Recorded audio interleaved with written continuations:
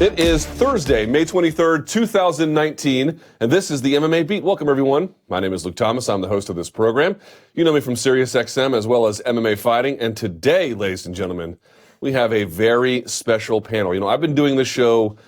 It's gone through many different iterations, different studios, different hosts, different panelists. I've done more than any other person on the show. I was on MMA Beat episode 1. Here we are, episode 78 billion. We've had Mike Jackson on the show before, who was a fighter in the UFC, but he was also kind of media before that. We have never to this day had a UFC fighter, straight up a UFC fighter, as a panelist on the show because we weren't sure if it was going to be a good idea. Well, we're about to test that little theory, aren't we? To my left is Danny Segura. Past that is UFC bantamweight. Boom is here. Ryan Kelleher. How are you, sir? Good. Thank you for having me. And at the very end, you know him. He is the Iceman from MMA Fighting as well as The Ringer, Chuck Mindenhall. The man in the hat. Yeah. Man of many names. Yes. All right, Boom. We're going to see how this goes. Why don't you just talk for an hour? We'll just. This is a trouble, and this could be a huge success, could be a huge failure. It's everything blame him. It's like a fight day for me. I was going to say, man, they've probably never been in a pressure situation like this. Yeah, you don't know anything about this game. No, I woke up sweating this morning. Welcome to the Terror Dome. All right, so let's get this going, Danny. We'll start with you as we customarily do. Let's start with BKFC. It was that. Did you go? No, you were doing the show with me on Monday. But I'm sure you saw what happened on Monday. I did. By the way, perfect that was at a Dave & Buster's in Times Square. I can think of nothing else to do but spit on one another in such kind of a venue. So here's the issue with this. You have Paulie Malignaggi going out there on the heels of Deontay Wilder, by the way, telling Dominique Breazeale he wanted to kill him in the ring. You have Paulie kind of saying similar things, at least to put Artem Lobov in a coma, spitting on him, threatening to essentially commit a war crime by doing bad things to his corpse. It's like, it's gotten to the point now where everyone's kind of laughing because it's a bit of a sideshow, but you have to really, and it's also going to be in Florida. It's like two Florida men. Tampa. Yeah. So you kind of have to just sort of wonder if this is all a big joke. On the other hand, man, it is so ugly now. I'm wondering if the people promoting, because I've seen how Paulie promotes in boxing. It didn't look like this, even against Adrian Broner, and that was ugly. What is happening here? Is it going too far? How do you feel about this? Or is it all just a big circus and we should just laugh at it? Well, I think you do have to take it seriously in the sense of, like, you know, having security there to make sure nobody gets hurt and take it seriously in that manner. But as far as like the promotion itself, I don't think it's gone too far. I mean, just a few months ago, you know, we were talking about Conor McGregor and Habib. That's too far. I think this is right on the borderline. I think it's obviously ugly. It isn't pretty, but it is the fight game. This is the hurt business. These guys are going to fight at the end of the day. So, you know, I don't think it's gone too far. You know, they're attacking the character, the person, which I'm usually fine with that. There's been some things said that, you know, are a little bit off. You know, Paulie saying he's gonna pee on Artem and whatnot. But they're not talking about, you know, they're not being, you know, talking about religion, you know, races, you know, a number of topics. Not yet. But I don't think that's the direction th're going to, because if you look at their trash talk, it's really based about just each other. Like, I have a problem with you and you have a problem with me. Whereas the Habib and McGregor situation, it's spread out, and then it was more culturally rather than just attacking the individual. So can it turn uglier? Sure, but at least at this point, I think it's fine. Brian, what do you think? Yeah, no, I think the question is, like, what is too far? You know, I think if you're spitting on somebody, that's a little too far to me. I mean, if you spit on me, we're essentially fighting. So, you know, Paulie's doing things like that, kind of crossing the line, but words are words, and fight promotion is fight promotion. I think all is fair. Whatever you want to say, you're going to say. You know, in all honesty, they're going to get into a ring and scrap and do it bare knuckle and harm each other. So it's, you know, what you say can't be too much when you know at the end that's what's going to happen. What about the idea, though, that, like, we've gotten a little comfortable? I remember when Frank Mir said he wanted Brock Lesnar to be the first death in the octagon. Yeah. He lost his job at WC commentary for that. Now, that was 10 years ago. It was a different time. Everyone was looking for MMA to get accepted into the mainstream. So I get the difference. I'm just wondering, and you're a competitor, someone wishing death on you, dude, what if something bad happens?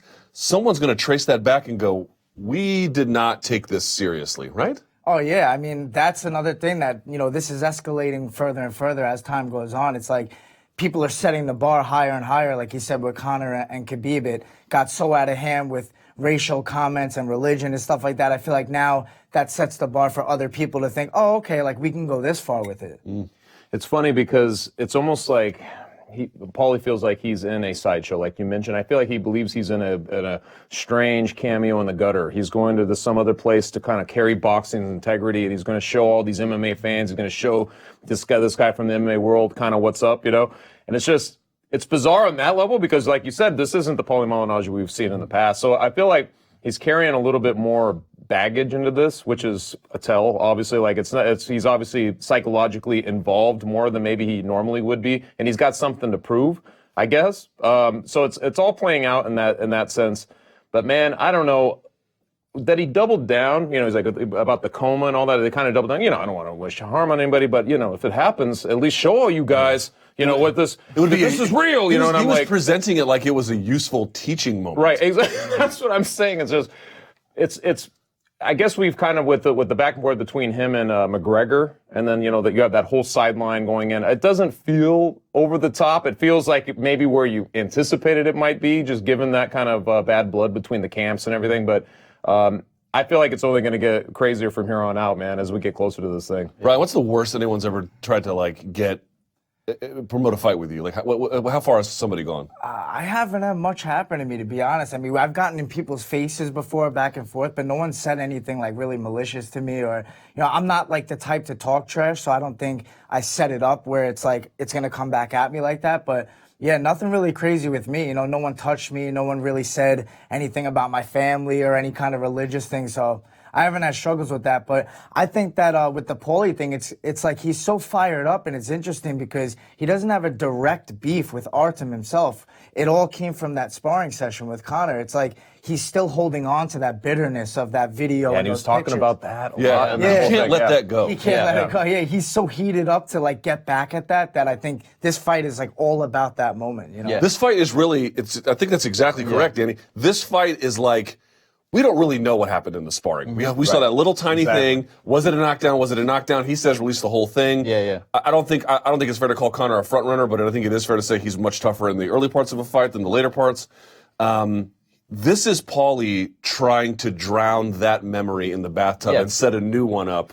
Not really just get a fight with Conor, but I want to show you I was right about the sparring. And ironically keeping it alive. I mean, essentially, he was set up because if you look at all the interviews and all the media he did, he went in there going, "Oh, I'm here to help McGregor." Me and McGregor. I remember he was talking about McGregor they were partners, but McGregor was not in that partner business. He brought him in, he flew him in to beat him up. That's what he did. Take pictures of him. And then he ruined his reputation by putting all this footage out there. And we know the MMA trolls how insane they are. They just came after Paulie, and I think that's something he wasn't expecting. And I mean, if you just look at all the media he did post that, I mean, it's just hours of him just going at it and ranting about this. So this is in a way like a little outlet, like a way to vent and a way to, I guess release some of that anger that he has and kind of get back at that team.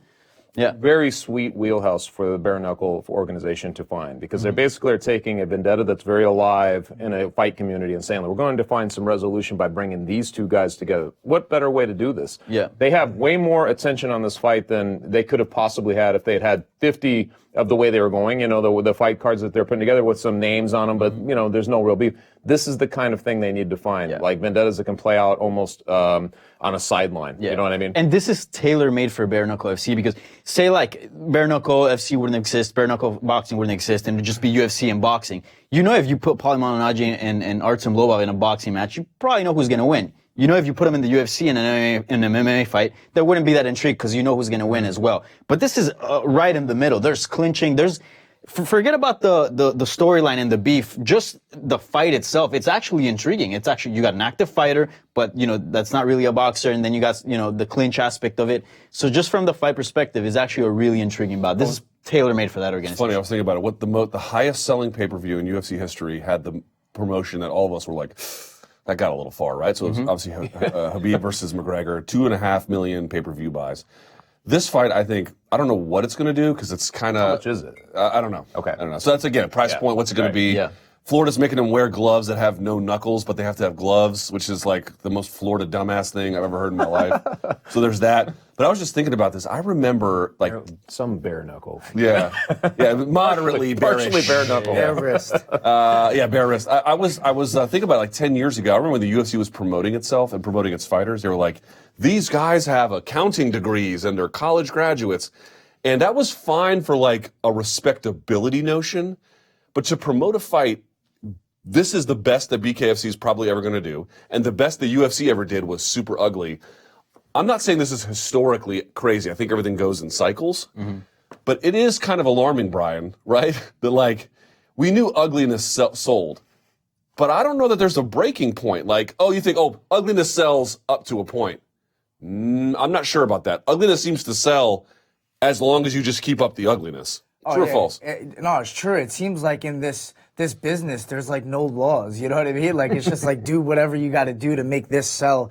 And it's interesting that it's like that, but like... So then why don't you engage in more of that kind of stuff?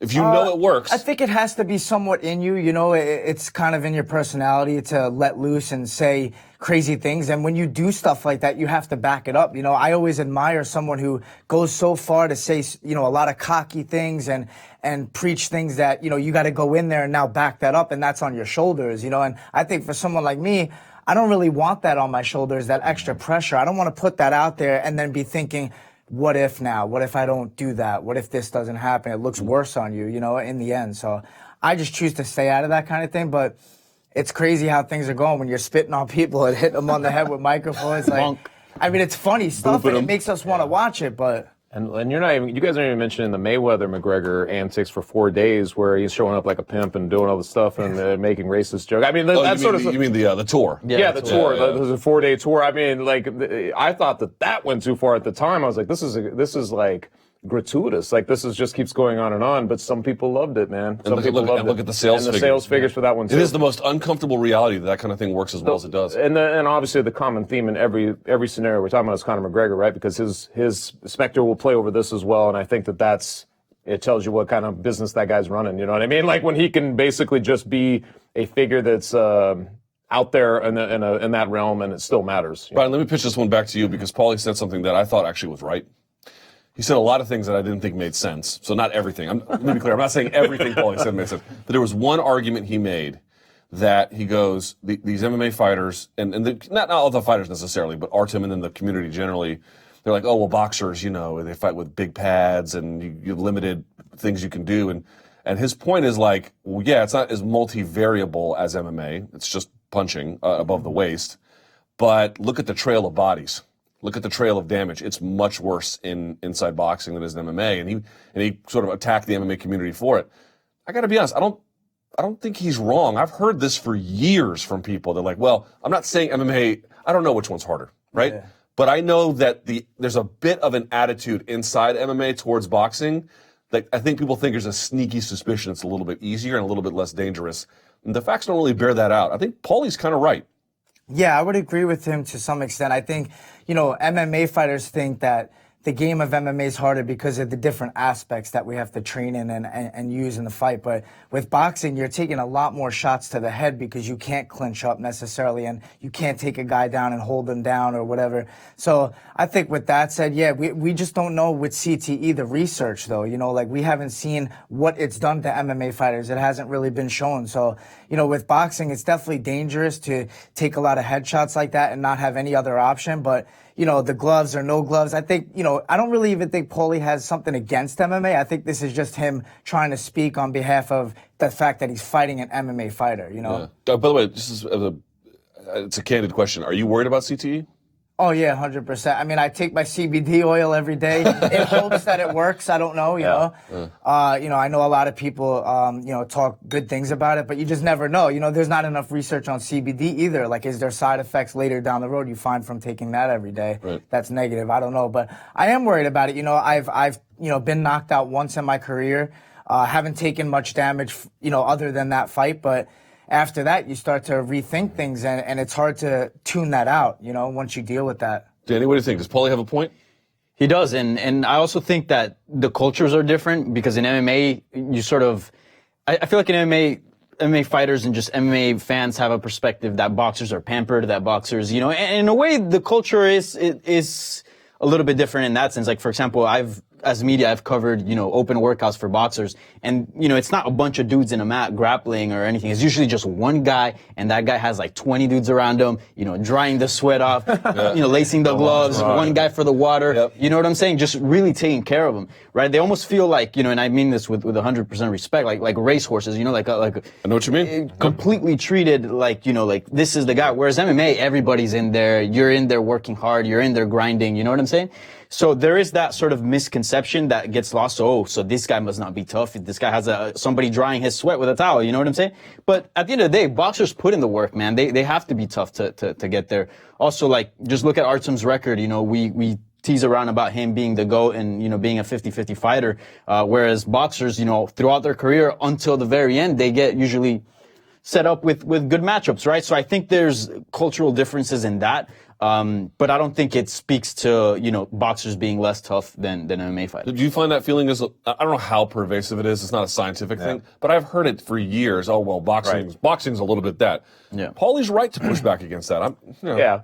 I mean, in the standing 8 count, right? Like I always think about that when a guy, like, there's no time to recover. The fight is over in an MMA fight when a guy is basically knocked down and is rendered defenseless. At that point, the fight is usually over. We see cases where they let it go on too long, but that's usually the case. In boxing, you could get, just completely clobbered and you're senseless for a few seconds, but then you wake up and you can stand up and actually continue the fight. That, to me, is always the biggest divide, to be honest.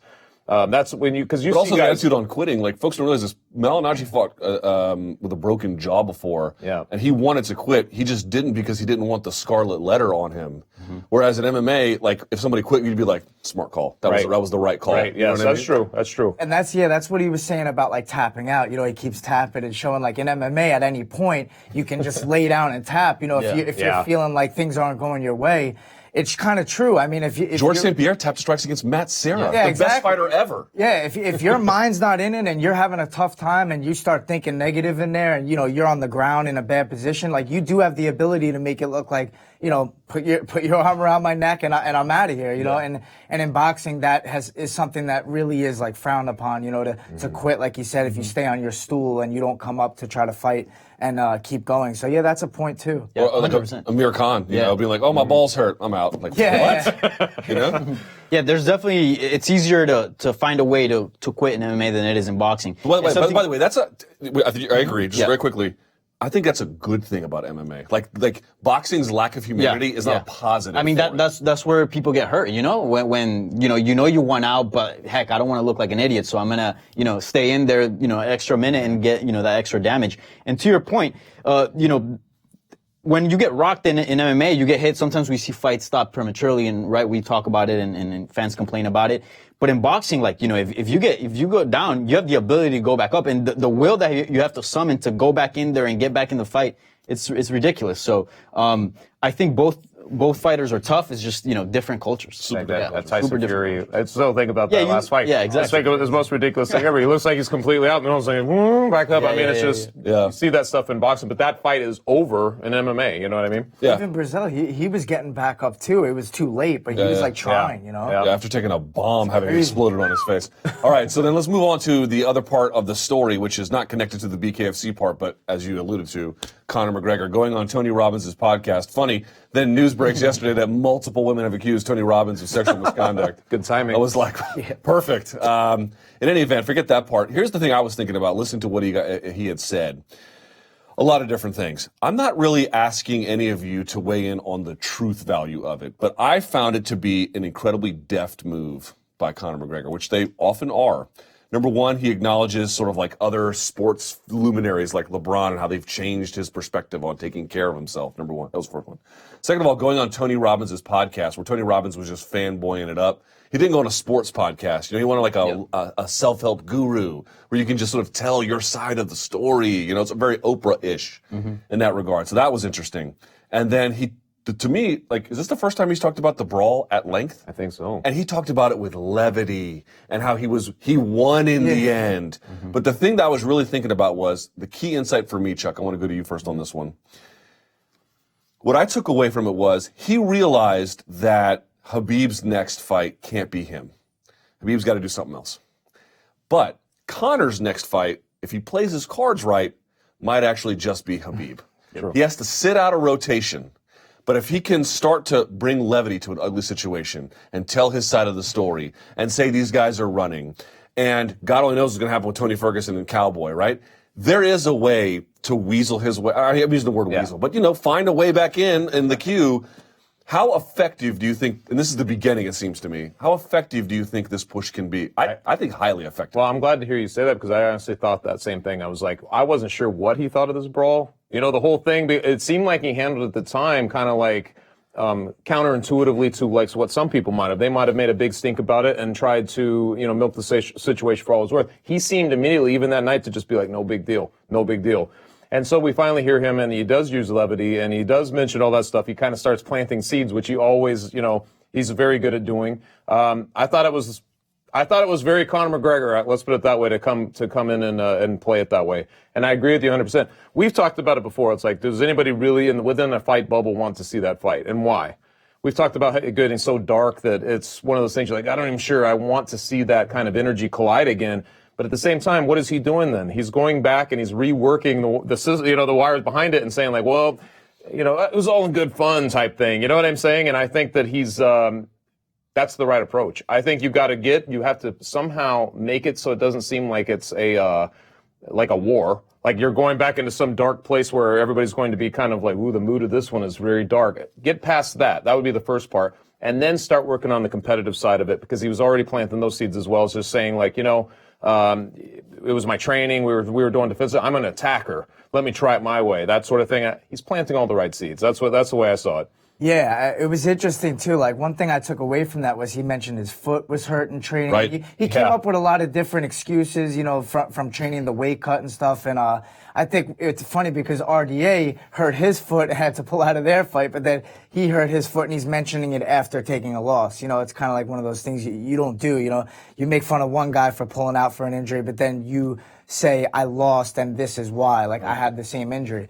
But yeah, I think Conor's really smart. He's playing his cards right. He's throwing jabs out back at Khabib and Ali. He knows Ali's going to hear this, and that's Ali has a lot of power, and he's going to be stubborn. He doesn't want to give Conor a rematch. He wants to let him sit out and try to work his way back up the top. And, this is what Conor has to say to try to find his way back in there somehow. But hey, if Poirier beats Khabib, that kind of sets Conor up too, a rematch fight. So right. He's going to find his way in there somehow. I just think the injury thing, real quickly, going back to you on this one, a lot of times people are like, oh, my hand was messed up or whatever.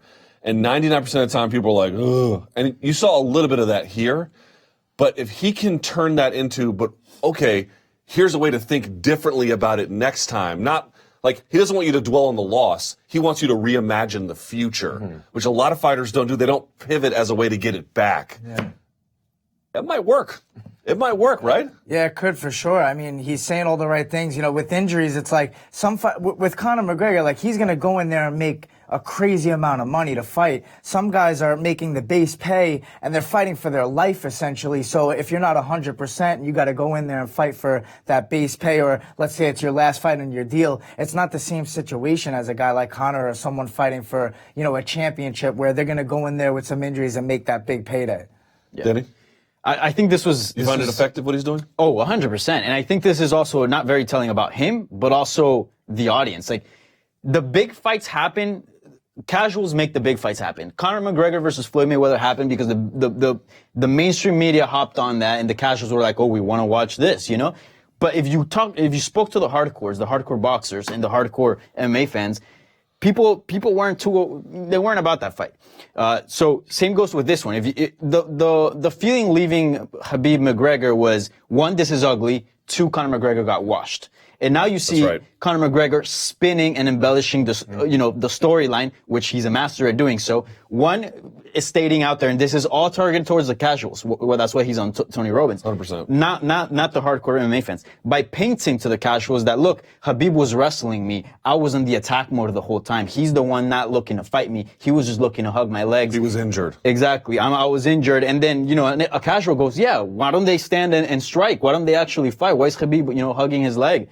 And then, he's embellishing everything and saying how he got the last laugh, by punching his Habib's brother and whatnot.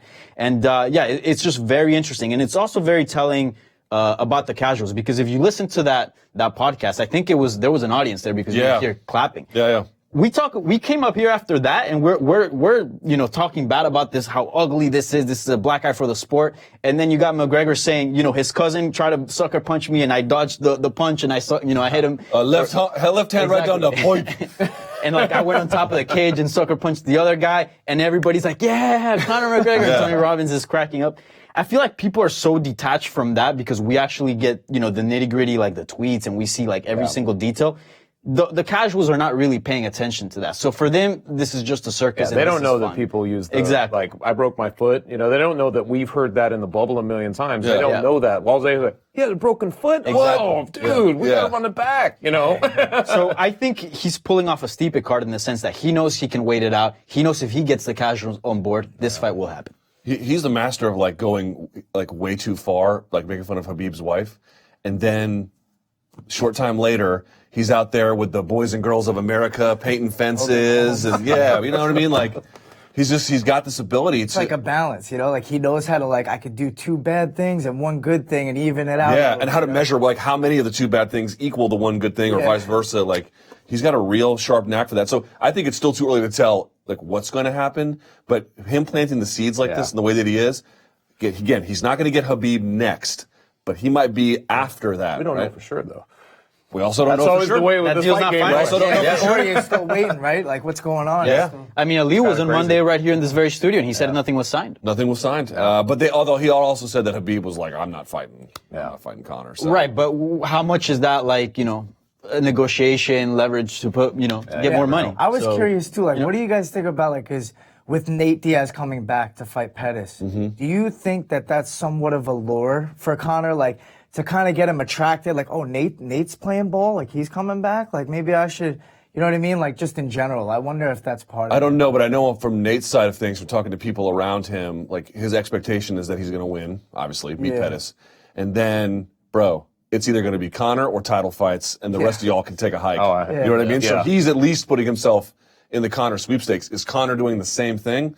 It's a good question. It's hard to say. All right, well, that out of the way, let me go back to you, Brian, on this one, because I found this story super interesting. Sage Northcutt makes his debut in one. We had Uriah on the show on Monday. He was saying, Sage had never fought in a ring. Man, going back, and I'm like, there's no transparency in One's weight cutting program, which I've been saying for 6 months. The first time I said it, I put it on one of my personal YouTube videos. It got super downvoted. I was right then, and I'm right now. It could be a good program, just nobody knows, which is the exact point that I made. So you had Cosmo Alexandre looking pretty big. Also, multiple-time world champion in Thai boxing. Sage had never fought in a ring. He'd been off for quite some time. He goes in there and gets bulldozed in 30 seconds. Now, you're a professional fighter. When you looked at that, what lesson did you draw from it? I mean, it's multiple lessons. I know Uriah Faber was saying that he was advised maybe not to go in there and fight that fight. Who knows what happened in training camp and stuff like that. Also, on ONE FC's side, you know, matchmaking, looking at a young guy like Sage and seeing his potential for growth and then matching him against a guy like that who's got a lot of kickboxing fights and you know, a dangerous fighter that's going to be a better striker than him. You know, the fight didn't get to play out. Maybe they thought Sage could do you know, take him down and get something off on the ground. But yeah, I just think matchmaking wise, that wasn't the right decision. You got a lot of potential for Sage, and who knows how much money he's making in ONE FC. He's probably just ready to go. You know, it's not on him. He's a fighter. Fighters fight, and that's just how it is. He's not looking like, oh, this guy was a kickboxer. I don't know. Do you have a manager? Yeah, it's up to the manager. Has your manager ever been like, I don't like this fight for you? Honestly, no, it's never happened. It's been like, here's the option, and it's yes. You know, if you're ready to go, it's yes. So otherwise, you know, the UFC's not happy with someone just turning down a fight because we don't like that matchup. We're afraid to fight this style because that's not what a fighter is. You know, fighters should be ready to fight any style and anybody at any time. So you can't really blame Sage himself, but the people around him.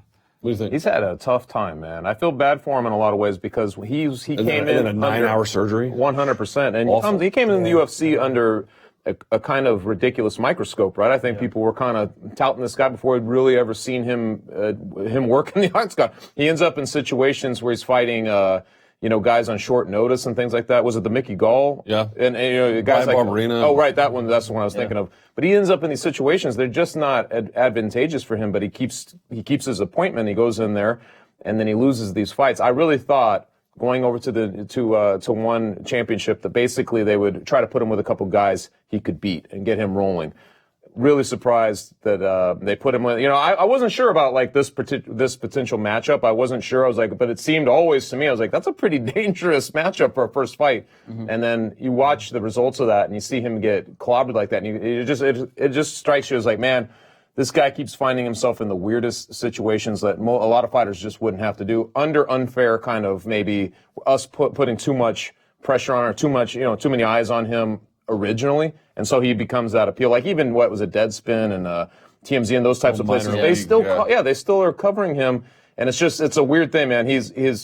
His star is well past where he is as a fighter, and for some reason we keep getting reminded of that. That kind of sucks for him. Danny, what's the takeaway there from that fight? I mean, I thought the matchmaking was very suspect. If you look at the fight itself, yes, Sage is an MMA fighter, but historically, if you just look at his fights, he doesn't really go for takedowns, doesn't really use his wrestling. I mean, he did against in his UFC debut, I think it was. He also did against Zach Otto a little bit. But historically, he's known for his karate style, right? That's why Tyron Woodley brought him in to help him against, Steve Wonderboy Thompson, etc. So, when you're putting against someone who has so much experience in the stand-up department, man, that's it looked interesting. Unfair, that's like when he cocked up back and hit him with that. I was that's like, a questionable decision.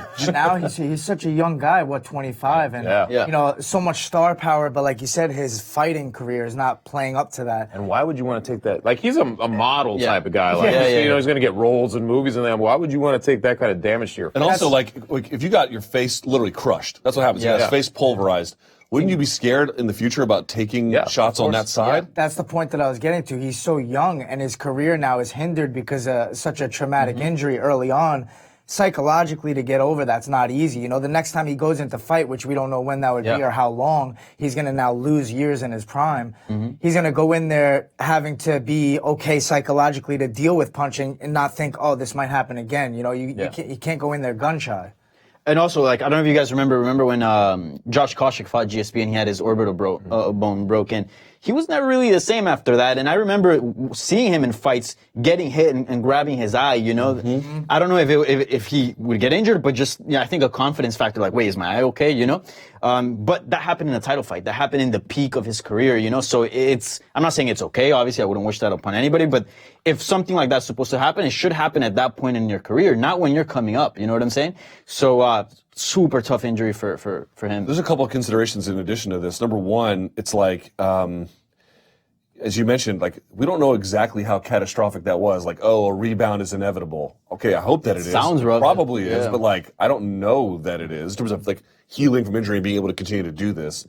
I think the second thing is, and I made this point, it's like, it's not just that to what you're talking about where he gets in these uncomfortable situations. Like, if you don't groom a fighter correctly, they don't develop correctly. And I don't know what his ultimate potential is or could have been, but he's got 14 pro MMA fights. He's 23. In 2 years, let's say he fights 3 times a year, he'll have 20 fights and be 25 years old. You're going to basically know what you got at that point, right? So I don't know how good he's going to be, but we're not far from finding out. To be taking shots like this, and by the way, for the people who are like, Sage has no chin. Bitch. That shot would have dropped a camel. Are you kidding me? Alexandre has ridiculous power and accuracy and like speed. That thing was flush. I mean, that thing was one of the most ridiculous shots I've ever seen. But like the way this can hinder what's supposed to be the growth period, it's not being managed well. Last thing on this too, isn't the footwork in a ring completely different than in a cage? Yeah, I think there's more space in a cage to circle out. In a ring you can get cornered a little bit. So and Alexandre did a very good job at that. He kind of cut him off at an angle. Yeah. And he, forced him in a direction. And forced him in and then caught him the other way, made him kind of come into it. But it's a lot different. I feel like in the cage there's so much space to kind of run away. If you want, you can play that game in a cage where you can move a lot and avoid things. And in the ring, I think it's much more difficult. An octagon resembles a circle a lot in and that's where you get the ultimate freedom, right? Fighting in a circle. Back to Paulie's point, that's why you see boxers having really excellent footwork, because in right angles, there's just hard to hide, right? Especially if someone's really good at cutting you off. So then the other part of one over the week, this happened yesterday, Georgia Petrosian was in a kickboxing bout, which is part of a tournament. He faced a guy who's a Thai fighter who is tremendous. I cannot pronounce his name. I will not try. But the other guy won. And Georgia Petrosian has a bigger name. I think to most casual audiences, or certainly one of the, maybe a bigger star in the world of kickboxing, but he loses. Now, I thought he won, as I went back and I watched it, but he didn't. It was relatively close, but I thought Petrosian won. Then Chatri Sityautong, the promoter of One, gets out there and says I think we called it the competition committee, decided that the referee didn't enforce the rules relative to clinching. It wasn't a fair fight, therefore we're going to overturn it. I was like, what is this? Now, here's the thing. I agree Petrosian probably won. But Danny, is it not super weird that we don't know who's on this committee, what rules they operate by which standards do they apply to overturn a fight or not overturn a fight? Do you not get the heebie-jeebies based on this thing, like I did? 100%. I mean, let's call it how it is. You know, and sometimes media are afraid of speaking about this because, you know, access is involved, but let's call it how it is. It's not weird, it's sketchy. That's what it is. It's sketchy when you're not revealing, fighters' weights, and not even the opponent in itself gets to know how much, their other opponent weighs in at. When you're overruling, a judge's decision basically, and what you're doing is, no, this wasn't a win, this was a no contest. Like, it gets into a weird territory. And look, I went and saw the fight, right? I didn't see the fight live. I saw the fight after the announcement. And yeah, there was clinches where they got broken up several times by the Thai fighter. Probably illegal. I don't know. I'm not that well versed in kickboxing as I am in MMA. But, nonetheless, that was the referee's call. How many times do we see Dana White talking smack about referees or judges? You know what I'm saying? And he goes all the time, he goes, that's their job. I didn't agree with it, but that's their job. And sometimes they ask Dana, who do you think won in this fight? He goes, it doesn't matter what I think. Yeah. That's what the judges. That's what they're there for. They've self-regulated in Singapore before. I mean, it's like exactly. If that's an availability, that turns everything into something else. Like nobody would ever really do that. That's what makes this crazy, right? Mm-hmm. Like you're way overstepping your bounds when you have a third-party arbiter for a reason. Yes. And there's a big reason because there's gambling. Like there's outside gambling. There's everything. If you can just why not just say, well, Sage Northcutt was actually winning the fight before that landed, so there's really no difference. I mean, you're changing you're changing something that you saw that basically goes against what the officials ruled, and it can't be done. It's sketchy, and it's like sketchy, yeah. It's crazy to me. It's like that. It doesn't make sense. Did they actually overturned it? Yeah, it's a no contest, and they're doing a rematch. Now they have to do a rematch, and then the winner of that will advance. Honestly, I didn't see the fight, but it's crazy because a lot of fights actually have legitimacy in being overturned, but it doesn't. It never happens. People try to get fights overturned when illegal things happen in fights, and it just never happens. But then you have a situation like this; it just seems real sketchy. And also, here's the other part about it: like, am I against, in theory, the idea of a promotion overturning a fight based on a referee botching a job? Let's just imagine in theory. Not necessarily. I can imagine a scenario where if everything is above board, we know under what considerations you would do it, who's on the committee that makes the decision. They would have to write up a report. You could read why they did it, what the rules would be about it. Like, if I understood what the process was and who was involved in the process, maybe I wouldn't agree, but I'd feel a lot better. But you've got a weigh-in system where it literally is not public. I asked Gary Toner on the MMA Hour, have you ever seen your opponents weigh in? Nope. Yep. Yeah. What? What? And when I called this out, people were like, oh, but there's anecdotal evidence. I'm not saying it's not a good program. I don't know what kind of program it is. Here's what I can say definitively. You don't get to take credit for a damn thing until it's transparent. The commission system in the United States is not great. Brian probably knows that better than we do. But the reality is this. At least their weigh-ins, the media are invited. You can take photographs, you can videotape, you can talk, you can look at the scale. That's not a perfect system. That's a lot better than I have no idea what my opponent weighed in at. I didn't even get a chance to look at it. The results aren't revealed. You're going to have WADA-style drug testing, which literally is not even a thing. It doesn't exist. You've got your own agency you're pushing fighters into, which is super sketch, and now you're overturning bouts. And you're not telling us why or who did it or under what circumstances? Right. Sorry, red flag city. Other than that, man, the promotion's been humming along pretty nice. But look, okay, but hold on. 18 billion people watch this. Hold on. Well, talk. Okay, I'm raising concerns, but at the same time, this is what frustrates me. Like, Asia needs a one. doesn't it? course, Like, you need a promotion that's out there doing what they're There's doing. been a lot of them who've tried to do the Asian market and like do basically what one is doing and it failed. So it's good to see them actually. And I like the fact that they don't have the 10-point must system. I actually think that's better. And they are putting on interesting fights. I want them to like do the right thing. What I don't want is the MMA community to give them credit for something they do not deserve. You want to take credit for something? Prove it. Yeah, there definitely needs to be transparency. As you said, like, I'm still not in favor of a promotion being able to have that power to overrule something. But man, if you're at least going to do it, tell us how you came to that decision. Tell us who came to that. Who was the people involved that came to that decision? But just throwing a Facebook post and being like, "Yo, this is just undermining the officials that basically are in there for you." I just don't get it. It doesn't translate. You can't do that. I mean, they did it, but you can't. It's like something that just literally shouldn't be done. All right, let's go to the next one, which is some of the UFC Rochester leftovers. Brian, I'll go to you on this one. How hard is it for you to make 135? Not too hard at all. I'm about 155. Like when I'm far away from my fight, leading up to my fight 2 weeks out, I'll be like 148 and 12 pounds of water. It's not too hard. When you show up on Tuesday, what are you at typically? About 148. That's a lot. Jesus Christ, man. Yeah.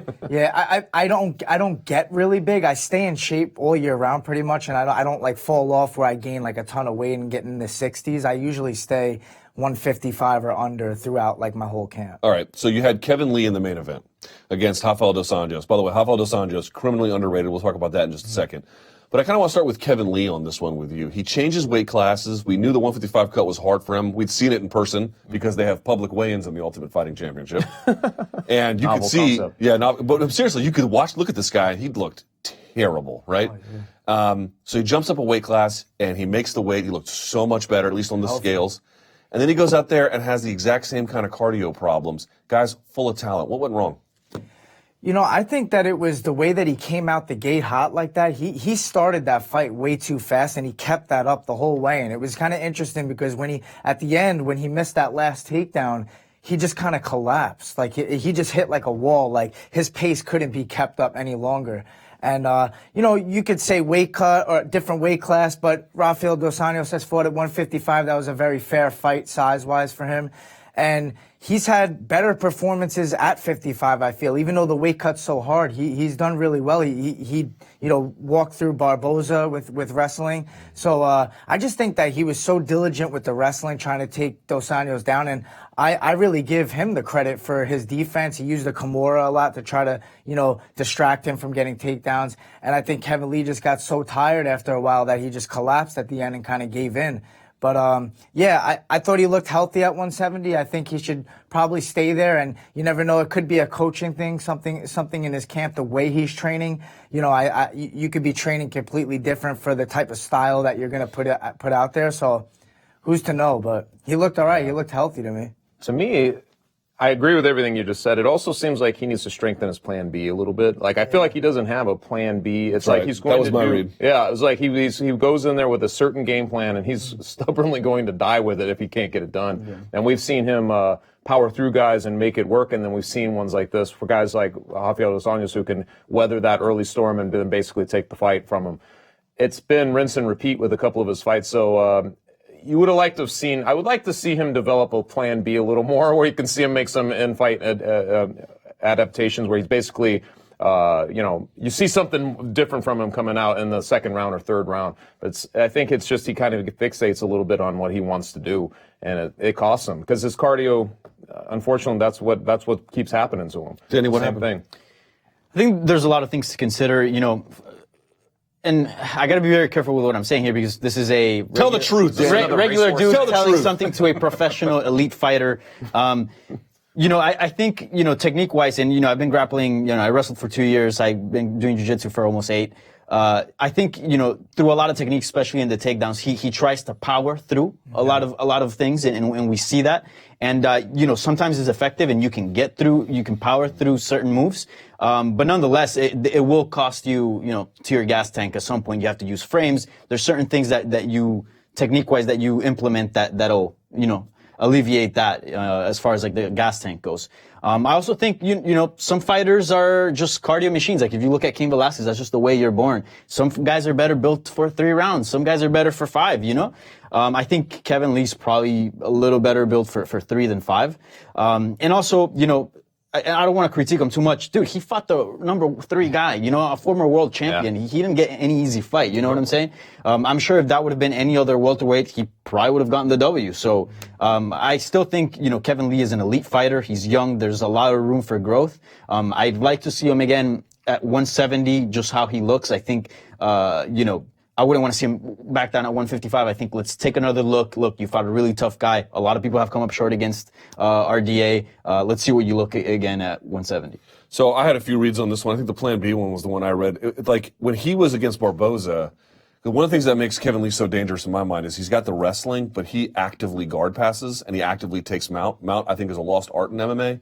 People aren't very good at it because they just don't practice it, but he does. So when he can lord his technical superiority over an opponent, he's a nightmare. He's a nightmare. But if it's close or if the person is even, there's no other gear. And like I was on the Monday Morning Analyst, I was looking at the numbers. If you look at like the takedown numbers per round for a Habib fight, it's like 1 or 2 at most. Because once he gets you there, bro, you're there. Mm-hmm. Whereas Kevin Lee was getting a takedown and then dos Anjos would get up. Get a takedown, get up. So he had like 4 takedowns, 3 takedowns in a round. It's just not, either you have to have super good cardio, ridiculous wrestling, or the ability to do punishment in the in-between. And if any piece of that, any leg of that stool is missing, the whole thing collapses. But Brian, I saw an internet commenter, and I want to be very careful about how I ask this question.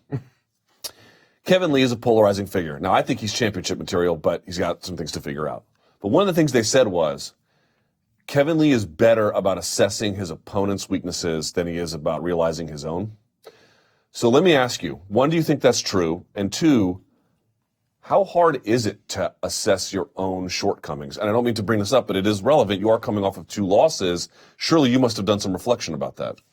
Yeah, I mean, you have to look at yourself and see where you're doing things right, doing things wrong. You know, that's also the coach's job too.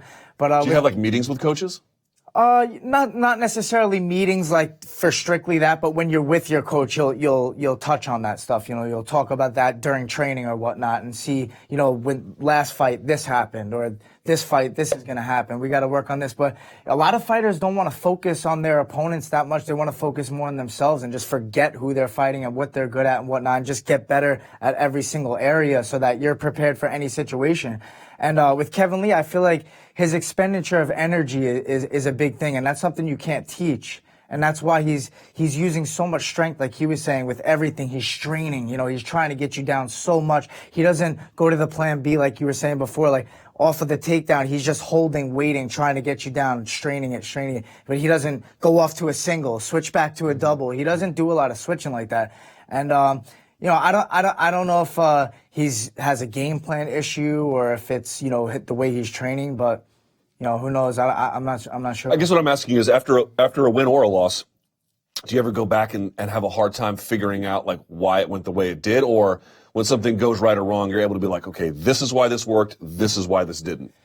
It's not that cut and dry to me. I feel like sometimes you lose a fight and it's just you got caught or that guy was better that night. It could be simple things like that, but you have to just get better everywhere. You know, if you got taken down a bunch of times and held down, he got taken down 4 times in that fight. Yeah, now it's like we need to work our takedown defense and our get-ups. You know what I mean? Like something specific. If it's so obvious in the fight, like you got broken down here. You know, like you didn't move, you were in a Kimura and you just stayed there type of thing. Like, then you can look at specifics. But other than that, I feel like it's just get better overall everywhere. Yeah, I agree. All right. So then that takes us to... Clearly, I'm not the same fighter you are, that's why. Yeah, UFC heavyweight champion, Chuck Mindenhall. So then there's Megan Anderson. Now, this is another one where it's like, I'm not sure what to say about this one because... Felicia Spencer was a black belt in jiu-jitsu. She's just really good. She just knew how to progress and attack. Is Megan Anderson, Danny, a bit of another Sage situation where I don't mean to say they're identical, but these people get pushed so far and then there's these ridiculous, unfair expectations that they can't possibly live up to. What happened there? I think there's a few issues there. Like, for one, matchmaking is key. And matchmaking is very important for a fighter's development, But when you have literally no division, then all of a sudden matchmaking becomes really hard, right? I think from the Holly Holm fight, we saw that Megan Anderson clearly had a hole in the wrestling and grappling department. When you have Holly Holm, a very decorated, boxer and kickboxer, someone that's historically only, in her MMA fights, striking, and then, she recently added the wrestling component. By no means she's an elite wrestler, yet she was, and also a weight class below, she was, throwing around Megan Anderson. And then they pair her up with Kat Zingano, which, that fight, we know how it went down. And then Felicia Spencer, former Invicta champion, super legit black belt. So I think the matchmaking was quite poor, in this specific situation. And I think, Megan Anderson is very talented, but this is why you need, grooming. This is why you need certain fights that, proper matchmaking, would allow that. But with no division, you're just bound to bring, the best of the best to fight, How old is Megan Anderson? She's 29. 29. Yeah. I feel like with matchmaking, it's kind of it's interesting because it's up to the business, the UFC, to say like we want to focus on good matchmaking for this fighter. I feel like it doesn't go across the board. Like they're not focused on like we want a good matchup style for this fighter. They're just like, well, this is the next person. Yeah, but for Sage, they did that. Yeah. They were giving him... for certain people, I'm saying, but not across the board, not for everyone. Right. Like Megan Anderson, not a big star. I know the weight class is not strong, but they're willing to risk her losing to bring in a new star potentially because the weight class isn't deep. Maybe I don't know. But I mean, they have her doing a lot of media. She's sort of it feels like the UFC believes in her and want to invest in her. It's just the matchmaking portion hasn't aligned. But also, like, I talked to Laura Senko, who does a podcast with her. They know each other. Yeah. And Laura was telling me, she was like, let me just, she's like, no, you don't have to believe me if you don't want to. But she's like, I trained with with Megan. I know her very well. She knows the answers to all the positions she was in. Just on fight night, something didn't go wrong. And by the way, she walks around mid-170s, man. Crazy. Part of me wonders, like, dude, I think that cut might be a lot harder than folks realize. Yeah. She's tall, man. Maybe 155 is her weight class. I bet you it is. But what is she supposed to do? You know what I mean? Like, PFL, 1 million, Kayla Henderson. That's the way. Yeah, It could be seriously one of those situations where she just doesn't. Somehow the spotlight, when she get in there, it's a very isolated thing. She didn't do any media before the fight. That's what I'm saying. There's some people that's the toughest thing is when it becomes time to execute, you just lose some of it, or you're slow to react, or whatever the thing is. It could literally be something like that for her. But we've certainly seen her look a lot better. Mm-hmm. So I'm not sure, but it seems to me like there could be somewhat of a psychological issue going on there too. Yeah, I reached out to her people to do an interview, and they're like, "Yeah, she's not doing interviews." So yeah. I was like, okay. Yeah, her coaches were saying like in the gym she's knocking out dudes and stuff. Yeah. And she's doing really well, but under the lights could be. And it's crazy because they really increased the spotlight on her because she was being kind of groomed in this weird way to fight Cyborg, and that was kind of out of the gate. And so a lot of people, their first familiarity with her were basically like, oh, this could be a person to come on and challenge Cyborg. That's a hell of a place to start. You know what I mean? And to get to know, like, that's your lineage. Yeah. And then, but you're not ready because you're still developing your game, but it doesn't matter because they need you now. It's like, it's a terrible spot to be in. Yeah. Mm-hmm. Like, one of the benefits. Now Felicia Spencer's there. She's number 2 now, just like that. and also, I mean, in fairness to Felicia, like, dude, Felicia's very skilled. Very skilled. So it's like, how is Megan going to make up that distance in the in-between? You got a lot of work. I don't really know. I don't know what the answer there is. Yeah. We skipped over. Let me do it very, very quickly. I just want to say a word of praise to Rafael dos Anjos. Because after the fight was over, everyone was like, oh, Kevin Lee fell short, which is not fair to Kevin, and it's not fair to Rafael dos Anjos. Poor RDA. He always has that. Like, he's always the guy that when he beats somebody, everyone's like, hey, that guy's a fucking loser. It's like, maybe RDA's real good. I don't know. He's 29-11, Brian. And the reason why I wanted to bring this up is at 29-11, he's, as he pointed out, number 3 in the world still in the welterweight weight class, which, if not the best one, second best one. You might have an issue with that. Bantamweight, you might say that's a little bit better. But still, you know what I'm saying. It's one of the premier weight classes in the sport. And what's happening is, if you are 29-11 with the kind of losses he had as a boxer, you'd be washed. You'd be nobody. You would not be anything. But he is like the exemplar of what it means to be an MMA elite fighter. Because, yes, he has fallen short. You know why he's fallen short? Because he took risks. And he fought tough dudes. And more often than not, he beat them. But he was speaking about the different cultures between MMA and boxing. RDA is pure MMA, isn't he? Yeah, you have to praise that. He's fought the who's who, 155, 170, and became a champion. Yeah, became a champion, and he's taken devastating losses. And after taking a devastating loss and coming back and still performing the way he does, like you have to give high praise to that guy. And that was a great performance. A lot of people are saying like, oh, Kevin Lee this, Kevin Lee that. He tried his best to implement his game plan the whole fight, and then RDA shut it down essentially. But all people see is that like he failed at doing what he was doing. But RDA is he's doing amazing at 170 right now, and he's been knocked out bad a bunch of times, and he shows no signs of fear in there still. So high praise to him. To have those kinds of battles, Chuck, and not be shop worn. No, I agree. Amazing. I agree 100%. And I wasn't one because he's coming off a couple losses, right? Like, so coming into this fight, Kamaru, which was, by the way, a record beating, literally statistically. Yeah, exactly. And then to Colby. Right. And it's like, so you're not 100% sure, because sometimes you do get a guy in like that third fight where it's a desperation kind of fight, and they will look different. But that guy always brings it, like you said, and it's crazy. You were mentioning how unsung he is ultimately. Like when he went through Pettis back in the day, a lot of it was like, what's up with Pettis? What happened with Pettis? And then he beats Cowboy. The whole narrative when he's fighting Cowboy on that fight was about Cowboy. It wasn't about RDA. And then he goes right through him. And I felt like we never gave him his praise for that either. It's like he's one of those guys, he fights guys like Robbie Lawler. And you think like, he's this would be the one who's gonna, go right in, and he wins that fight. You're just like, the guy is just, He's not. It's like it's perseverance, but there's something else. There's something else that we haven't identified within him. He's the quarterback who throws the interception and then takes his team on the next possession and marches them right down the field and scores. He's amazing. And I've always said this. I think Rafael dos Anjos is pound for pound the most well-rounded fighter in the game. And he's also improved. He started getting knocked. His first fight, he got viciously KO'd. Oh, by Jeremy Stevens. And look at him now. Yeah, and I think he broke his jaw in that. No, Clay Guida broke his jaw. That's right, Clay Guida. Yeah. You know what I mean? Surprisingly, right? I know. Clay Guida's the one that broke. I know. It's like of all the guys he's fought, and it was from the back. It was one of those like a gable grip chokes. He just kind of crushed it a little bit. All right. Guida's probably strong as hell. Yeah. So just no one gave him any praise, and I couldn't believe it. But okay, we took time to do it. All right.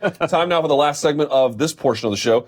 It's called Under the Radar. It's where we look at just maybe one story that we didn't get to on the rundown today that's worth a mention. We start over there, work this way forward. Chuck, what is Under the Radar? I'm going to shout out to Juan Adams, a heavyweight who's been basically calling for a shot against him, for the most punchable guy probably in the UFC right now, the one that people want to see get beat up, and it's Greg Hardy, and he was able to, it sounds like that fight's happening.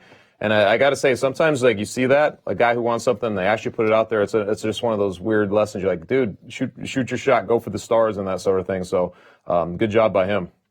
Brian, what's under the radar? Shout out to the California kid who's not a kid anymore, but he's trying to make a comeback. He's hinting at possible opponents that are being thrown at him, and just had a kid. I'm sure that's inspiring him, but I just find it interesting in this game. Uriah Faber is a guy who's smart with business. He has multiple businesses, and he obviously probably doesn't need money. He doesn't need to fight for money. But it just goes to show the addiction of competition. We always want to get that feeling back. There's nothing like winning a fight out there. So, without being compared to that at his age, I'm kind of surprised he wants to come back. He's done enough in the sport. He has nothing to prove, but we'll see who they match him up with. That's got to be a no-brainer too, right? For Sacramento, that card. Yeah, Sacramento coming up, so that makes a lot of sense for him. But I wonder where they'll go with matchmaking with him, if they'll give him like an up-and-comer or like a big name still. I wonder where they'll go. Yeah, and by the way, to your point about the competition, facing Nicky Ryan over in Polaris in a jiu-jitsu match this weekend. Understand, I made this point when he had him on the show, he brought Gordon Ryan over for quintet. So he knows who the Ryan brothers are. And then he decides to go and match up with Nicky Ryan. And every time I ask somebody who's trained or rolled with Nicky Ryan, I'm like, what's it like? They go, oh, God. It's a nightmare to go with that guy. So he went up and signed up for it. To your point, the guy loves it, man. Yeah, he's staying sharp. He said he loves training jiu-jitsu. So, obviously his desire for competition to go against a guy like that, it's crazy, man. Danny, what's under the radar? So, Aurora Cannabis Company. A company Look at that mustache. Where's Wagenheim? ¿Cómo se dice Wagenheim in Espanol? Wagenheim. Yeah, no, I know him. So anyways, they signed a multi-million dollar partnership with the UFC, and they're going to be at the UFC PI, I guess doing some tests on CBD, I guess, with athlete, injury prevention, recovery, all that. CBD, and I like this because we want experimentation. We want to find out what works and what doesn't. Maybe it doesn't lead to anything. Maybe it does. We don't know. So they're going to do that as well. And I'm also happy because we know the stigma. We know that marijuana is a banned substance, at least in competition. And we know obviously how silly that is. And maybe I know CBD is a little bit different, but maybe that can start breaking some of the stigmas around the plant. Yeah, well, as I have indicated many times, if you're listening to my radio show, no one knows about CBD. People have anecdotal evidence that it works, and if it works and you think it works, by all means keep using it. But as I speak today, there's not a whole lot of evidence that it does. It's totally unknown. Plus, there's like a lot of inconsistency. Like you might know a good company, and I might not know a good company, and so therefore we're getting totally different kinds of products. So that's a bit of the Wild West. For me, under the radar was USADA decided to sort of bless NSF sanctioning or NSF screening for supplements. These are supplements where you can sort of trust that they have undergone a sufficient degree of quality control. You never know if they're contaminated, but it simply reduces the risk, which I don't have any issue with for the most part. What I did find funny, and no one really noticed this, was have you been to the Performance Institute before? Once, yeah. Was it cool? Yeah, I've heard good things. Yeah, it was good. The UFC signed a deal with something called Thorne, THORNE supplements, and I looked them up. They do have high ratings, but it's not exactly what you would think. It's less GNC and more like Walgreens, where like you can get creatine at Walgreens, but I don't know that's what you would go to Walgreens to get. It's not actually. It's more like lifestyle. How do I explain it? It's more things your grandmother might take than a fighter. So I encourage you to look it up. Again, they do have high ratings, which needs to be acknowledged. They are NSF certified. The only thing I found kind of interesting was on the front page of their website, they have detox products, which is red flag city because there's no such thing. You know all those girls on Instagram who sell you fit teas? They're not real. You ever seen those detox? I want to do a juice cleanse. It doesn't exist. You have your kidneys, your liver, your sweat glands, and your skin. That is your body's natural detox. There is no such thing as detoxing with toxins. So for them to have that on the front page of their website, and they're the ones in the PI, worth looking into. That's all I'm saying. All right? All right. Well, you just put it over the radar, brother. I'll put it over the radar, son. You're on notice. They do have high ratings, but just keep that in mind. All right. So we are done for this portion of the show, but we have one more to do. We didn't get a chance to do it last week because Amtrak is the worst company in the universe, but we can do it today. It's called After the Beat. We take your questions and your comments using the hashtag #TheMMABeat. So don't go anywhere. We're going to answer your questions right now.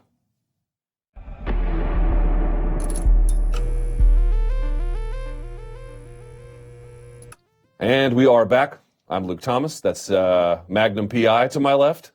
That is Brian Boom, not Danny Segura. Brian Boom Kelleher, UFC bantamweight, in the sort of middle to the right there. And at the end, Iceman is here, Chuck Mindenhall. What fighter do you most resemble? Ian McCall? I hear a bunch of things, man. What do they tell you? Ian McCall, when I have the mustache. Without it, I've heard, actually, Frank Mir, this is a funny story. The first event I ever covered, I had an internship with El Octágono, a Hispanic media outlet that covered MMA in Spanish. And this was in 2013 or 14. And I went to UFC 156. That's the first UFC event I ever covered. That's when Frankie Edgar fought Jose Aldo in Vegas. For the second time. For the second time. And Overeem fought Bigfoot. Wow. Yeah. So I was there, and literally, like, Frank Mir was walking by, and like I see him walk past me, and then I see him come back, and he just grabs me by the shoulder. He's like, "Are you Amir Sadal's little brother?" And I'm just like, "What?" No. and I had my hair spiked up a little bit because back then that was the cool thing. And then he was just like, oh, and he was freaking out. He's like, oh my God, you just look just like him. And I'm like, yeah, I don't know, man. That's a deep cut, Amir Sadal. Yeah. I would have said Marmouche.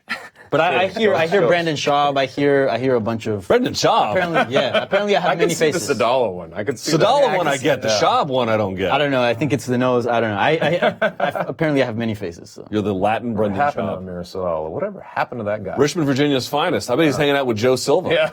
Like back there kicking back. I've been wanting to figure that out myself. All right, so let's go to the first question. We've taken a bunch of these using the hashtag #TheMMABeat. Keep sending them, but we will go right now. All right, let's go to Danny on this one. This is Drake being an effing moron. God, could he just get hit by a bus tomorrow, please?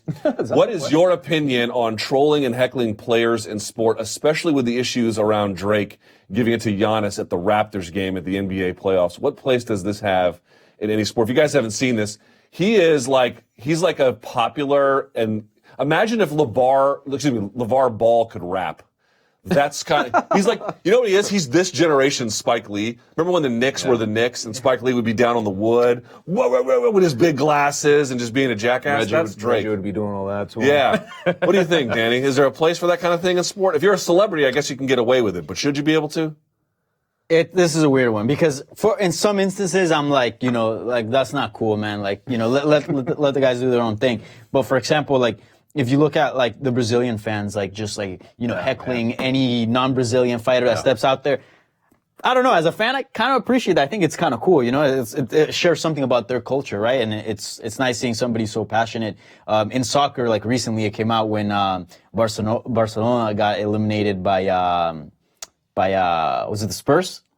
I can't remember. Yeah, the Spurs in Champions League that came back. There was a fan, one of the boys that like give the balls to the players once they go offside or they go on the sidelines, and he goes up to Messi and he's like, "What's up?" and like runs away, and Messi just like looks at him and then just looks down and he's just walking because they got washed. That was kind of heartbreaking, but I don't know. I guess it depends how you go about it. What do you think, Brian? I was just thinking, I recently went to the PGA Tour at Bethpage, and golf is like one sport where it's Are you a golf fan? I like to golf. I'm not a golf fan, and it was the worst decision of my life. I walked like 8 miles. I saw one putt and one drive. And I'm like, my friend took me, and I'm like, how do you enjoy this? You know what I mean? Like, you're just trying to follow Tiger, and there's like hundreds of people stomping by. It's terrible, but I just thought it was funny. It's like, nobody heckles there, It's just silent. Like, when they're going to shoot, like, they put their hands up, and, it's like very respect. much like fighting. Yeah, it's quite the opposite of fighting. It's like in the fight crowd, it's like you hear everything and anything, So it's just completely different. I thought that was funny. I like heckling in sports. Yeah, What do you think? I do too. To a point. I will say that there's a good-natured way of doing it. Heckling should be funny. It should be funny, there should be there should be like a pleasant nature to it. Like you could actually have inside things that people will understand. I like that kind of heckling, but obviously some people take it a little too far. Those are I'll hear them at the fight sometimes. And I'm like, my God, he didn't just go there. They'll be, saying something that has to do with like maybe, a domestic problem they're having or whatever. You'll hear people shouting that down. That's always where I'm like, oh God, Yeah, it depends. So it goes a little too far. But for the most part, man, I'm like, what makes a guy who's out there performing in front of a crowd unique is the fact that he's big enough where he can tune that stuff out, or he has to deal with it. It's dealing with that whole situation. So I like it. What is home court advantage a lot of times? It's like having people, right on top of you, giving you the business. So, I mean, without that element in sports, man, I feel like it would diminish. Still, I want Giannis to dunk on Drake so hard. I can't. Yeah, I feel like when it's as a group, I feel like it's more fine, but like when it's just Drake, out there like getting people's faces and stuff, I think it's a little different. He's out there like rubbing the coach's shoulders and shit. It's like, dude, are you Joe Biden? Stop touching people. Stop touching people. What's wrong with you? Yeah. All right. Most people don't need the spotlight quite like that, but I can't. Imagine Jack Nicholson doing that during the Lakers days. I actually don't mind the Raptors, but because of Drake, I now want Giannis and the Bucks to demolish them. All right, next. All right, Brian, would you describe the MMA community as a whole in 2019 as relentlessly positive? Let me set this one up because this is one of my world-class haters, Jason Amati. I actually like him, but he constantly is like critiquing everything. No, he's not blocked. People, again, I'll defend the blocking to the end of the earth. The people who I block never seem to realize that, like, this guy here, Jason, has been criticizing me relentlessly for about 7 years, and I don't block him because everything he does, he watches all the work, and it's a good faith effort at putting it back. But people will troll about Madrid, my favorite soccer team. They'll just great season, by the way. Yeah, they had amazing. God, I'm so glad it came to an end. I played soccer my whole life, and I don't watch soccer. It's No? crazy. No. All right. So then, or they'll make. Here's the thing. I don't tolerate. Like, it's not clear to me why Twitter should be a mechanism by which I consume your idiocy or bad faith feedback. I don't need to do that, so I'm not going to. But if you really want to make an effort at like pushing back, I'll tolerate that. Jason Amati's living proof, even though he is a world-class hater. Here's what he's driving at. Do you find media coverage, and this is going to sound a little crazy, but let me make the argument here, too positive? Here's what I mean. they'll pick up on negative things that happen. But for fear of pissing you off or Conor off or somebody off, I know MMA media censor themselves. So when they do like a review of a fight, they kind of like tiptoe around things. That's what I'm driving at. Do you think that that's a fair consideration? How's it from your side of the fence? It's fair. I think there's many members that would, be hesitant to ask certain things, but I think that, there are the exceptions. I think, like, for example, your interview with Ali is like a good example of like not holding punches and asking questions that people really want to know answers to, the real truth. So, I think for the most part, people watch because they want to keep their reputation. They want to keep their relationship with the athlete. But here and there, you'll get like the real questions that want to be asked. And I personally like that more, when things get asked that, you wouldn't normally see from every media member. What's your least favorite thing about MMA media? At least. He's like this. Do you like camera in my face now? No, I don't mind it. I don't mind it at all. I like answering questions. I like engaging with the media. It's part of the sport. I don't mind it at all. Yeah, you and Anthony Smith are the few that have ever been like, yeah, I enjoy doing media. Because most of the time I talk to fighters are like, drop dead, die slow. It's I don't want just to talk. cutting the weight, Like, Yes. It's really that. And that's right during the fight week. It's when like I cut weight, I don't even everybody's- want to look at my girlfriend. You know what I mean? But like, talking to media, other than that, it's like you're just on edge. But other than that, it's nice. It's just part of the sport, You're just answering questions, and this is what you do for a living. So you should just try to enjoy it. It's weird. It's weird because I do think MMA media is a little too positive. Like I'm listening to podcasts like from Bill Simmons about the Bucks and the Raptors' last game, and they're just trashing players. Yeah. I'm not saying we should do that, but it is a difference. Zero fear of 100%. consequence in that sense. And I'm like, I don't fear the consequence of the fight game. You're like Paul Bontello. Don't fear me, fear the consequences. But it's like one of those situations, I don't know, like maybe the community started off so small that everybody felt like they had to be in it together. And because I go back, 2007, whenever I first started writing about it, it was a way different scene back then. It was way more positive. But there are a couple of people who were always kind of like calling it like it is.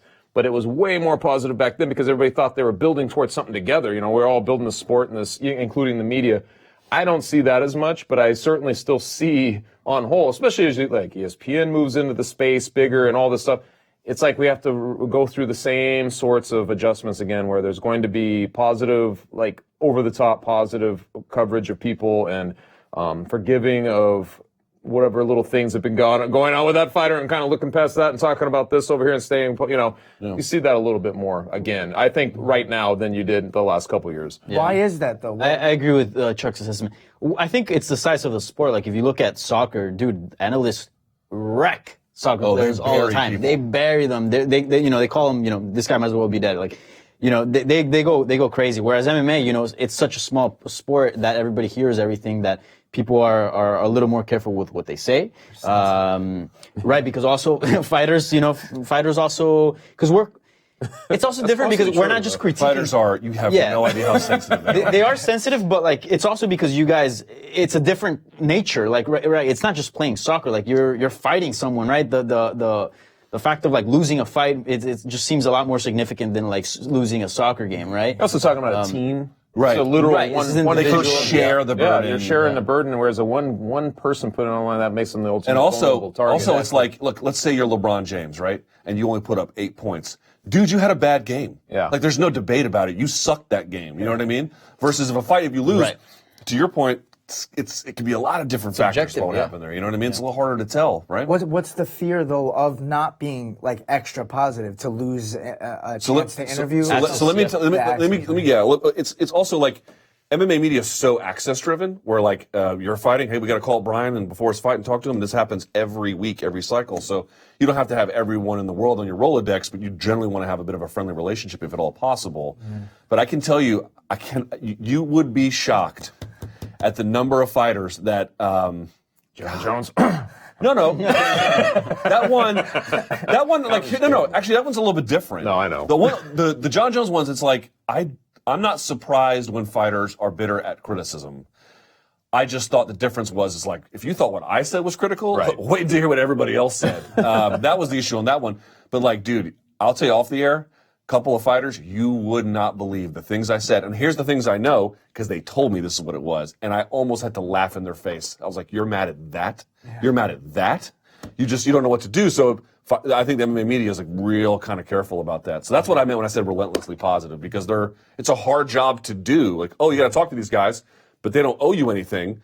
So you have to establish conditions by which they'll do it. Being real nice to them is a way to do that. All right, next.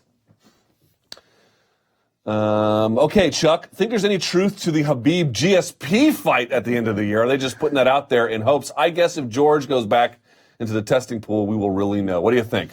So I was at GSP's retirement. At least I thought I was. Yeah. That was all a dream. But, the one thing he did mention was he was hoping that fight would materialize. And once it became clear it wasn't going to, I believe that was the fight he was talking about. And that was kind of the final catalyst to be like, I'm done. I'm out of here. But I believe Ali this week, not on my show, but on a different one, was saying that was what they were looking for. Yes, and maybe they're privy to some information out there. And honestly, the way GSP left it was, unless a fight comes back up, this is my retirement. But he did leave that open. He basically left it with, if there's the fight that makes sense that I feel like I want to come back, he'll do it. So I wouldn't. I think given that was the last fight he was interested in, let's just say Habib gets through Poirier and that's the fight, that could make sense. I could see it happening. I could see that being the one thing that GSP, but we also know that he is so meticulous in how he prepares himself that would that be enough time? He would have to be looking at it right now, I think, for him to feel comfortable. To get everything there. Weight class, right? Well, and then there's that. So I could see it happening in theory, but I feel like it's probably more wishful thinking. Let me ask you in this way. Forced to bet. You had to bet $100. Which would you bet? That it would happen this year? Yeah. I would bet against it. I bet against it as well. How would you bet? I'd bet against it. I think Conor's more possible than way more possible. Even though that would be ugly, because you would get like a real gentleman's kind of scenario to a degree, right? With Habib and St. Pierre. What do you think? Yes or no? That happens this year? Yeah. No. I don't think it happens. Period. No. I think it's a good chance he might come back. Hashtag MMA retirement. Think so? Yeah. People retire all the time and then come back. No, that's true. But I know GSP's a bit of a different case because it almost feels like he says something, he's going to do it. But you never know. All right. Next. What are the panelists reading right now? Chuck, I'll start with you as the in-house reader. Man. And writer. I'm kind of in between, to be honest. I have a Bernard Malamud book. By the way, that I'm reading. this is not a chance to be like, I'm reading this textbook and encyclopedia. Bro, if you're reading Black Panther comics, just say it. You know what I'm saying? No. I mean, I usually have a book that I'm going through, but right this second, I'm kind of in between. Kind of in between? Yeah.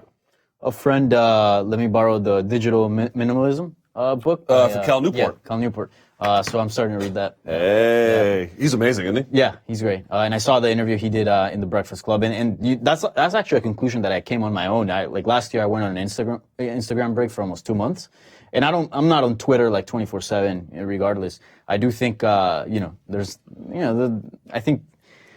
I think there is such thing as overusing social media for sure, and I don't think it's 100% healthy. Yeah. What about you, Brian? I'm reading David Goggins' book. That's the super athlete Navy SEAL guy? Yeah, Navy SEAL, former Navy SEAL, the BUDS program, whatever. But it's definitely motivational. It's a good book to read for a fighter. And I like his quote, "Embrace the suck." Let me ask you about the digital side of things to his part. What is your digital portfolio? I guess what I mean is, how much is social media a part of what you do as a fighter? I would say I see a lot of you doing freestyle raps on Instagram. Spitting bars. It's like everyone else. I feel like it's kind of a problem at this point, like scrolling on social media. But like it is utilized for the business side of things for fighters, so we kind of need it. But at the same time, I try to like not be on it as much as I am, because it just feels like, am I living life? It's too much sometimes. But you got Instagram, Twitter. You're trying to keep up with everything, and also like share your life with the fans at the same time. So it's important, but I try not to get like too excessive about it. How would you characterize your interaction with the MMA community through social media? I feel like it's kind of like being at a fight event. It's like the drunk people in the crowd yelling stuff. It's similar on Twitter and stuff. It could be hurtful, man. You gotta have thick skin. Like when I lost to Lineker, it's like people are, other fighters, other people saying things, and like if you just keep focusing on that stuff, like it could take over, and it could be in your head for a while. You're trying to get over something like that. But yeah, it gets crazy. I try to just ignore the negative stuff. Sometimes you got to hit the mute button on a couple of people. I don't want to give them the satisfaction of the block. shock. Oh, I'll give you the satisfaction. I'll Dikembe Mutombo. It's like all I don't day. want him to know. You know what I mean? You do Like, hear I fighters just a lot say, like, that's, you stay off of social media sometime before or after an event, like just. Anthony Pettis basically gave it up. Yeah. I think that's smart because, like you said, we're sensitive guys, fighters. So, like, if you're reading that and focusing on that, like, that could stay with you for a while. Yeah, so I took Twitter off my phone. I took Twitter and Facebook off my phone. Instagram, I don't know how to take. I mean, like, what's the point of having Instagram if it's not on your phone? Yeah. So I took everything off. It's a much healthier decision. Yeah. Oh, last thing on the blocks. Again, some of y'all like to drink water from a garden hose. I prefer mine a little filtered, right? That's the difference between me and the donks. In terms of what I'm reading, things that might bore you because it's a lot of baby books. God, I wouldn't recommend any of those. Schopenhauer's.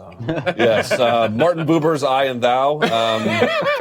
No, it's a lot of baby books. There was one I had started, but I can't really claim to be reading it because I read, I think, a chapter. I think it's Why We Eat Pigs, Love Dogs, and Wear Cows. It's sort of about the different moral approaches to animal welfare. But I can't say that I've read it because I'm only a chapter in. So, but yeah, baby books. But no one gives a damn about that.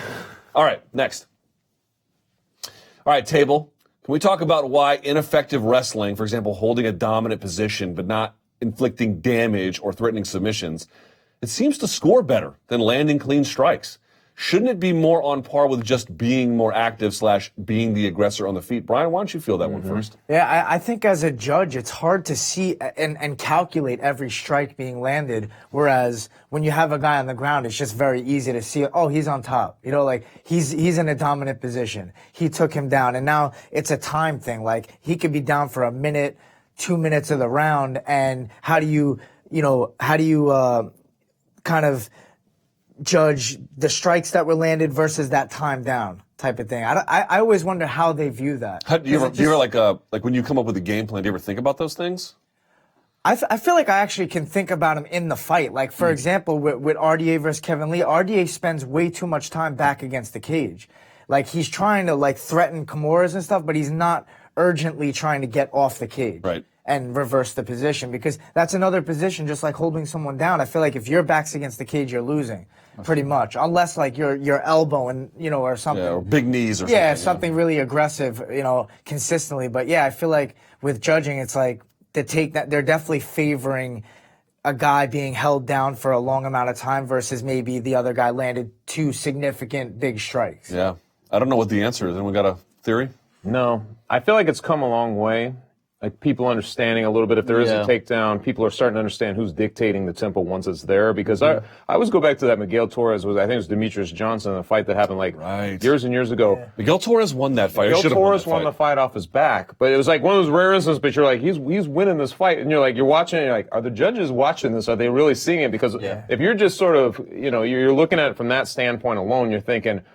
You're seeing it the other way, and that's basically how they scored it for Demetrius Johnson. But in the end, if you really watch that fight back, he was fending off submission after submission, taking punches. It was like he was Torres won it off his back. And since that fight, I've always been a little bit more. I pay more attention to kind of what the guy's doing on his back. I don't necessarily try to judge it based on the guy holding somebody down. You'd like to see the guy who does get the takedown work something more into it, obviously. I think you got to do what Diego Sanchez did against Clay Guida, where he did so Guida buried his face into the chest of Sanchez, and Sanchez just elbowed him to the point where there was blood coming out everywhere, and he was going crazy. Yeah, you almost have to be like going insane off your back, like submission after submission, elbows, off your back, like Ferguson style. Yeah. I Carlos still Condit wonder how they would judge that. Like let's say the top guy, let's say you're down on your back the whole round, right? And you're elbowing and you're throwing submission on submission, but the other guy's hitting you at the same time. Like how would they weigh that out? It's supposed to be a neutral position, but I don't think it is. The guard is considered a neutral position. Yeah. But in MMA, it's supposed to. In MMA, it's considered 50-50. Really? Well, by the rules. That's not. I don't feel like that's how it's perceived, though. No, it's not. Someone's on top. He's like, "Yo, that guy's dominating." I think he's right. It's like I can see top versus bottom. Top just seems intuitively more dominant, whether it's not, whether it is or it's not. Kind of wild. I don't know. We don't have no good answers for you, but that's what we're going to do. Next. Best takedown defense you've ever seen. Cruz Faber 1, Woodley Maya. Woodley Maya was a historic one. GSP Koscheck 1 come to mind. I would say GSP Thiago Alves, UFC 100, because that was when Alves was unstoppable. And George St. Pierre, I remember he went for a double with the noted intention, Brian, that one of the underhooks was going to get his arm ripped up from behind the legs, and then immediately used that, like anticipated that happening, and then used that to switch off to a knee tap, and then got it. But I watched that, and I was like, that's more takedowns and takedown defense, obviously, but just cracking the code on something. I would say this. I thought for a time Robbie Lawler had some of the best takedown defense in the sport. 100%. He kind of got away from that, but there was a moment like maybe the second McDonald fight, I want to say, something like that. He was phenomenal. What do you guys think? Good takedown defense. I'm trying to think. Jose Aldo, Renan Barão both had that behind them for a while. You know, like both never getting taken down pretty much. Jose Aldo, Chad Mendes. Yeah. Yeah. That was good. I think BJ Penn's back in the day, very impressive. He would have like one leg like all the way underneath someone, the other leg sprawled out. Like that was always impressive to watch. That's a good one. Yeah, but Tyron Woodley's one against Demian Maia. Folks don't realize that was one of the, I mean, statistically one of the best performances of takedown defense you'll ever see. Oh, yeah.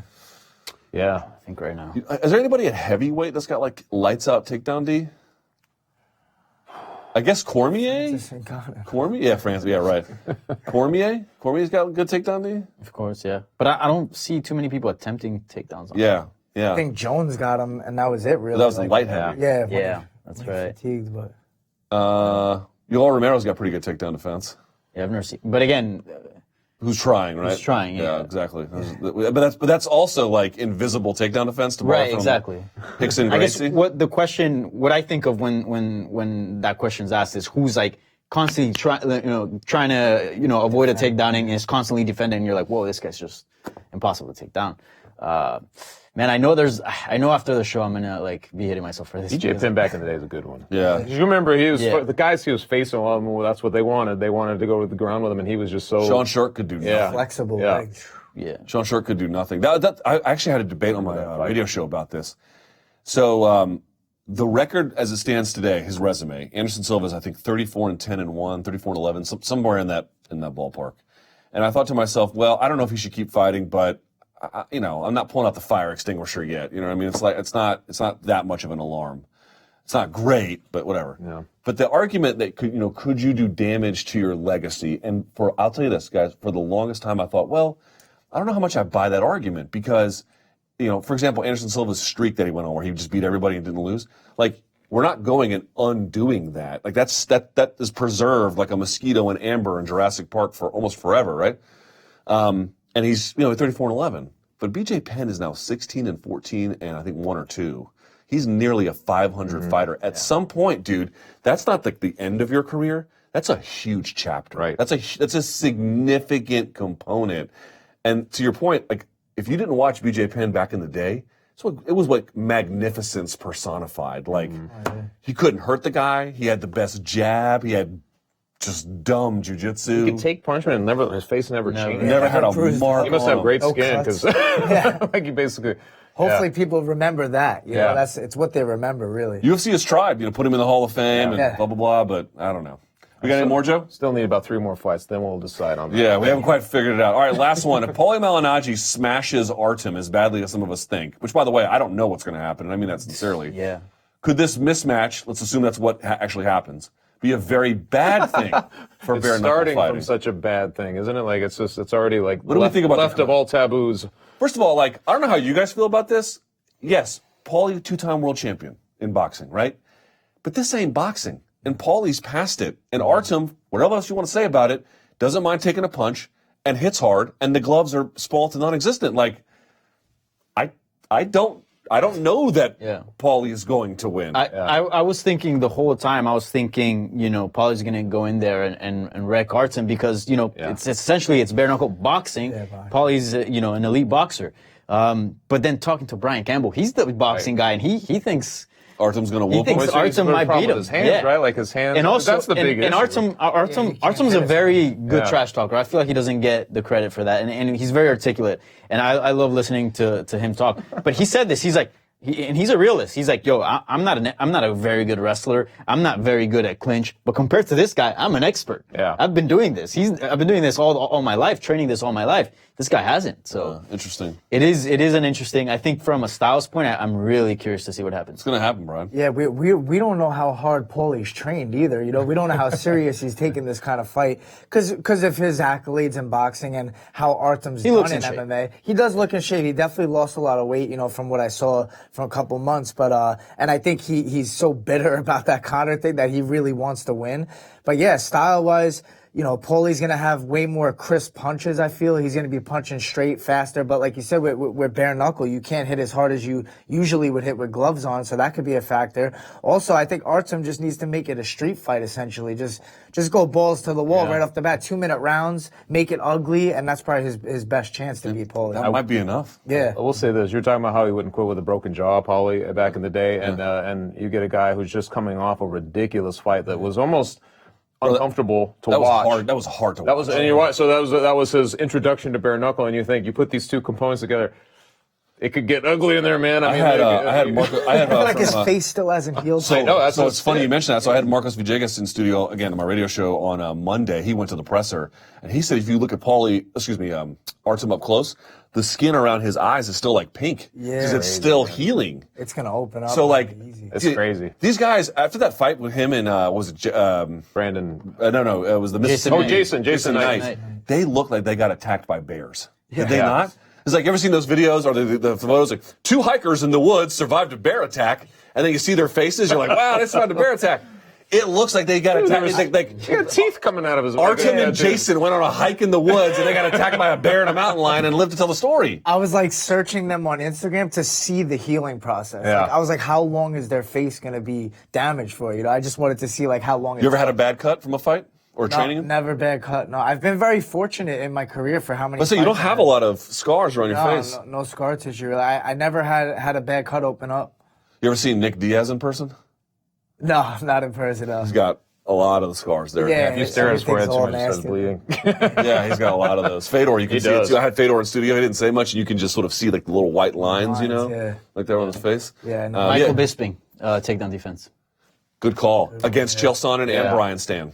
He showed. I thought he beat. I love Chael, but I thought he beat Chael. Fight, super close I thought he beat Chael. So that's a great one. That's another great one as well. Good call. Hey, Brian. You did all right. You did all right. Still feel my heart ticking, but I'm good. If folks want more from you, like what's next? How can they get in touch with you if they want to troll you? What do they do? You can troll me at BrianBoom135 on Twitter, Instagram.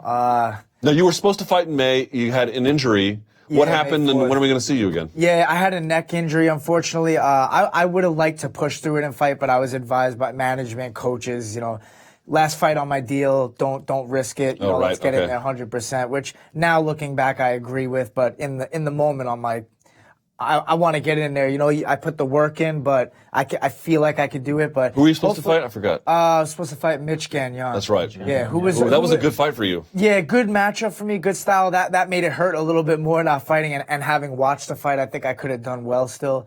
And you know, hopefully get back in there early July. Nothing set, nothing official. But yeah, you could check out my YouTube channel. I try to do the boom breakdowns, you know, for the fight cards. And music too. I've been working on music. I got it out on Spotify. You could just search Boom and some new songs coming out. I see the mic tattoos. Yeah, I got the microphone here. I got like the music stuff. Look at you. Yeah. Always have music in my family. Renaissance man, Brian Boom Killer. Where's your band playing out here? I am the band. Well, great job. It was an honor to have you here. I really appreciate it. Look forward to having you back in the cage. That's where you really belong. No, this was another dream of mine. This is awesome, man. I really appreciate it. All right, very good. Well, we are done here. Keep sending those questions, those comments, using the hashtag the MMA Beat for the Iceman Chuck Mindenhall, Brian Boom Kelleher, Danny the Mustache Segura. How do you say mustache in Spanish? Bigote. Bigote. Oy, bigote. I'm Luke Thomas. Hands up, chin down, let him fly. This is the MMA Beat.